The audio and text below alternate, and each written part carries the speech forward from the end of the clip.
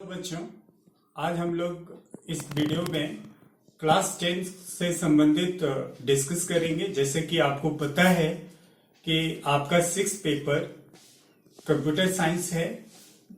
इसका कोड है 402, जैसे कि आपको पहले से भी पता होगा। और इस कोर्स का नाम है इंफॉर्मेशन टेक्नोलॉजी 402।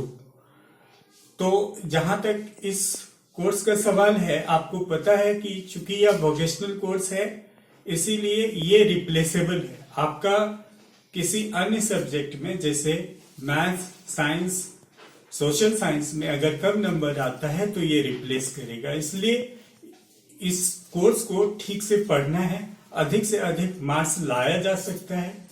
जैसे कि इसमें पहला चैप्टर जो है यूनिट 1 कम्युनिकेशन स्किल से जुड़ा हुआ है। ये बहुत ही इंपॉर्टेंट चैप्टर है।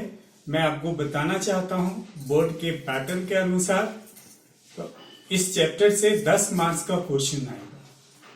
तो जहां तक सवाल है कम्युनिकेशन स्किल का, सबसे पहले हम जानते हैं कि कम्युनिकेशन होता क्या है। जब आप अपने किसी भी फैक्ट्स या फिगर्स को दूसरों तक पहुंचाना चाहते हैं तो इसमें आप ये समझ सकते हैं कि you are communicating your facts to another person. The person who is speaking is known as sender, or the person who is receiving is known as receiver. Definitely the medium comes in between. Through medium only we can communicate to you. As I am communicating to you through particular medium, that is digital medium. मेरा ये कहना है कि जब भी आप communicate करते हो, दो तरह से कम्युनिकेशन होता है। एक होता है वर्बल कम्युनिकेशन, दूसरा होता है नॉन वर्बल कम्युनिकेशन। जैसे कि आपको पता है कि वर्बल कम्युनिकेशन का अर्थ है you are selecting group of words. As you know, sentence is group of words. We choose correct sentence so that we are able to talk the facts in proper manner, so that we are able to understand what we are speaking to other person. दूसरा है non verbal communication, जिसमें आपका body gesture matter करता है। आप जैसे मान लीजिए आपको कोई बात कहनी हो किसी से, लेकिन वहां पर आप वर्ड्स इस्तेमाल नहीं कर सकते तो आप इशारों में बात करते हो। आप अपना बॉडी जेस्चर से बताना चाहते हो कि आप क्या कम्युनिकेट करना है। तो वैसे तो हम लोग in popular way we are using verbal communication.